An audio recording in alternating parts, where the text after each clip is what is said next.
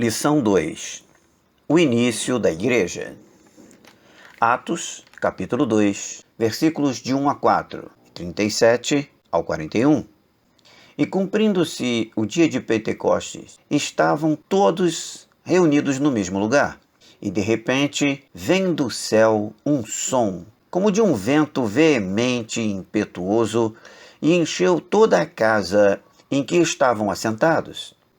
E foram vistas por eles línguas repartidas como que de fogo, as quais pousaram sobre cada um deles. E todos foram cheios do Espírito Santo e começaram a falar noutras línguas, conforme o Espírito lhes concedia que falassem. E ouvindo eles isto, compungiram-se em seu coração e perguntaram a Pedro e aos demais apóstolos: que faremos, varões irmãos? E disse-lhes Pedro: arrependei-vos, e cada um de vós seja batizado em nome de Jesus Cristo, para perdão dos pecados, e recebereis o dom do Espírito Santo. Porque a promessa vos diz respeito a vós, a vossos filhos e a todos os que estão longe, e tantos quantos Deus, nosso Senhor, chamar. E com muitas outras palavras isto testificava e os exortava, dizendo: salvai-vos desta geração perversa. De sorte que foram batizados os que de bom grado receberam a sua palavra, e naquele dia agregaram-se quase 3.000 almas. Entende-se por igreja, segundo o vocábulo grego eclésia, os chamados para fora, isto é, um grupo especial, separado dos demais. A palavra igreja tem também outros significados, como congregação, ajuntamento e reuniões. Podemos conferir nos textos de Romanos, capítulo 16, versículo 5, Atos, capítulo 19, versículos 32 e 41, 1 Coríntios, capítulo 11, versículo 18, 1 Coríntios, capítulo 14, versículo 4 e versículo 19. A importância da igreja. A igreja tem sua origem no coração amoroso e benigno do próprio Deus. O seu propósito foi revelar ao homem, por decreto de sua soberana vontade, um plano de reconciliação. Conferimos isto em 2 Coríntios, capítulo 5, versículo 19. Qual é o alicerce da igreja? Conforme registro nas Escrituras, o alicerce ou fundamento no qual a igreja está firmada é o Senhor Jesus Cristo, autor e consumador da nossa fé. Confira Mateus, capítulo 16, versículo 18, e 1 Coríntios, capítulo 3, versículo 11. Edificando a igreja.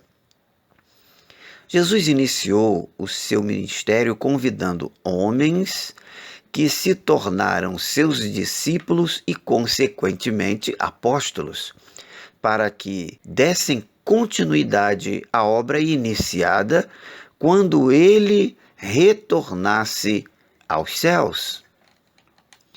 Eles foram também considerados como colunas do fundamento da igreja. Confira Gálatas, capítulo 2, versículo 9, e Efésios, capítulo 2, versículo 20. Por conviverem com Jesus durante os seus dias na terra e aprenderem seus ensinamentos, tornaram-se seus continuadores. O ministério do Senhor Jesus. O ministério do Senhor Jesus foi, entre outros aspectos, o tempo de preparação para que surgisse uma igreja forte, bem estruturada, capaz de sobreviver às mais terríveis adversidades. O dia de Pentecostes. Estando eles reunidos no cenáculo, foram todos revestidos de poder, Confira Atos, capítulo 2, versículos de 1 a 4. O Espírito Santo foi-lhes concedido, como Jesus havia prometido. Todos foram revestidos de poder e falaram outras línguas. O crescimento da igreja. O crescimento da igreja evidenciou-se de uma maneira extraordinária com a efusão do Espírito Santo sobre os discípulos.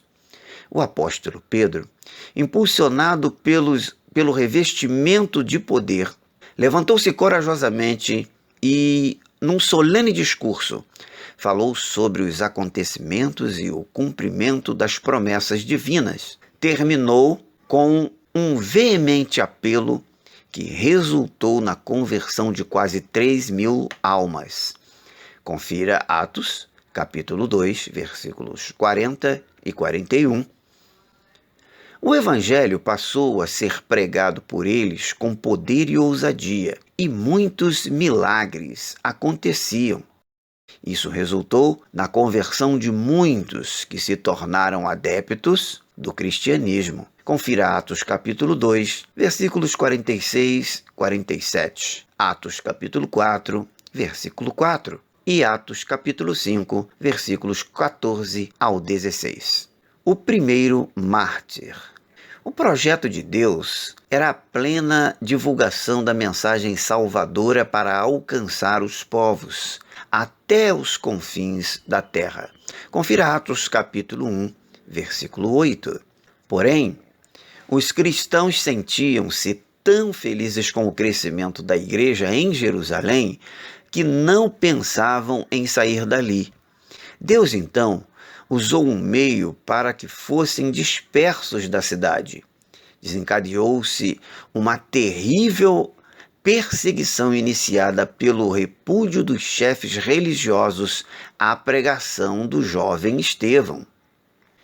Ele foi insultado, injuriado e morto a pedradas, tornando-se o primeiro mártir do cristianismo. Confira Atos, capítulo 6, versículos 8 ao 13. Atos, capítulo 7, versículos 57 e 60. O Evangelho transpondo os limites da cidade. A perseguição foi tão terrível que muitos cristãos fugiram para outros lugares. Confira Atos, capítulo 8, versículo 40. E por onde passavam, pregavam o Evangelho, e havia muitas conversões e operações de milagres e maravilhas. A despeito das perseguições, prisões, maus tratos e toda sorte de injustiça e repressão, a Igreja do Senhor Jesus crescia e se fortalecia. Uma nova força para o cristianismo. As perseguições continuavam cada vez mais frequentes. Os líderes religiosos davam total apoio a quem se propunha a exterminar os hereges, como eram chamados os cristãos. Nesse cenário, apareceu Saulo de Tarso, um fariseu zeloso cumpridor da lei, que se destacava como um indivíduo profundamente religioso. Depois de consentir e também presenciar a morte de Estevão, Saulo preparou-se para mais uma investida contra os crentes. A mudança radical. Certamente o testemunho de Estevão permanecia vivo nos pensamentos de Saulo. Ele era um homem sincero, apesar de detestar os cristãos. Aquele homem chamado Jesus, a quem tanto amava e defendia, seria mesmo o Messias prometido? Não era possível. O Messias de Israel não morreria daquela forma, pregado em uma cruz como um malfeitor, um fora da lei. E Saulo seguia pela estrada com aquele grupo de homens que, como ele, maquinavam o extermínio dos cristãos. De repente, aconteceu. Quando a comitiva de perseguidores aproximava-se de Damasco, algo extraordinário aconteceu. Saulo sofreu um impacto tão forte com aquela luz resplandecente que caiu por terra. O Senhor Jesus aproximou-se e falou-lhe com autoridade. Confira Atos capítulo 9, versículos 3 e 4. Aquele homem, momentos antes, tão autoritário, tão confiante nos seus poderes, respirando ainda ameaças e mortes contra os discípulos do Senhor. Confira Atos capítulo 9, versículo 1, parte A. Agora, temendo, atônito, cego e caído no chão, procurava saber quem falava com ele. O Senhor então recomendou-lhe o que havia de fazer. Versículo 5 e 6. O espanto era geral. Os companheiros não entendiam o que estava acontecendo. Com certeza, o seu coração não estava mais pesado de ódio, com o desejo de matar os hereges, mas arrependido, desejoso de mudar e pronto a obedecer às ordens do Senhor Jesus. Não mais perseguidor. Após a conversão, Paulo passou alguns dias com os discípulos em Damasco e, para a surpresa de todos, já pregava que, de fato, Jesus era o Messias prometido. Não era mais um perseguidor, mas um perseguido que os judeus procuravam para matar. Confira o versículo 23. Tornando-se o apóstolo dos gentios. Paulo tornou-se um dos pilares da nova igreja. Sua conversão contribuiu para dar uma nova dimensão à força divulgadora do cristianismo. Ultrapassou fronteiras, viajou pelo mundo, ora com perseguição atrozes de outros, mas sempre pronto a alcançar os povos com a mensagem da cruz. Deus o chamou e o preparou para anunciar a salvação aos gentios, o que ele fez até a morte. Confira Gálatas, capítulo 2, versículo 20, Filipenses, capítulo 1, versículo 21. Foi em consequência do esforço, da ousadia, da perseverança, da fé, do amor dos primeiros cristãos que a mensagem de Cristo chegou até nossos dias. O crescimento atual da igreja. O crescimento da igreja evidenciou-se após o dia de Pentecostes, celebração festiva que ocorria 50 dias após a Páscoa.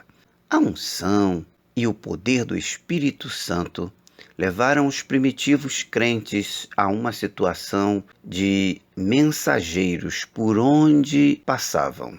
O apóstolo Paulo e outros evangelistas como Barnabé, Silas e Timóteo, assim como outros homens e mulheres destemidos, prosseguiram através dos séculos, gerações após gerações, enfrentando toda sorte de perseguição e desafios. Porém, não desistiram da missão gloriosa de pregar o Evangelho. Deus sempre levanta pessoas corajosas para enfrentar as hostes infernais, como Martinho Lutero e outros, pregar o Evangelho a toda criatura. O Senhor continua conclamando aqueles que sentem uma chamada especial para conquistarem as almas em terras longínquas. Confira 1 Pedro, capítulo 2, versículo 9. Mas se alguém não pode se dispor para ir além mar, torne-se um evangelista em sua própria casa. A ordem de Jesus permanece firme até que ele volte. Confira Marcos, capítulo 16, versículo 15. Cada crente, um pregador. Cada crente deve ser conscientizado que foi salvo para ganhar almas para Jesus. Em qualquer situação, não se deve negligenciar esta obrigação de proclamar a salvação em Cristo Jesus. Você e eu estamos aqui alegres, felizes, louvando ao Senhor, caminhando para o céu, porque alguém se dispôs a pregar o Evangelho para nós. Concluindo, o Senhor Jesus espera que todos nós, crianças, jovens, idosos, homens, mulheres, compreendam que a Igreja nasceu, cresceu e continua aqui neste mundo para que muitos pecadores ainda tenham a oportunidade de conhecerem a obra redentora do Senhor Jesus. Convertam-se dos seus pecados e façam parte da Igreja que subirá com Cristo para participar das bodas do Cordeiro. Confira Apocalipse, capítulo 19, versículo 9. Exercícios. Agora você vai dar uma pausa no vídeo a cada uma das questões que se apresentarão. Responda e depois, então, prossiga nos exercícios, repetindo a pausa a cada questão. Questão 1. Qual o significado da palavra igreja? Questão 2. Quando foram chamadas as primeiras pessoas para formarem a igreja? Questão 3. Quando foi inaugurada a igreja? Questão 4. O que marcou esse dia? Questão 5. Para quem Jesus prometeu o batismo no Espírito Santo? Parabéns, você concluiu a lição 2.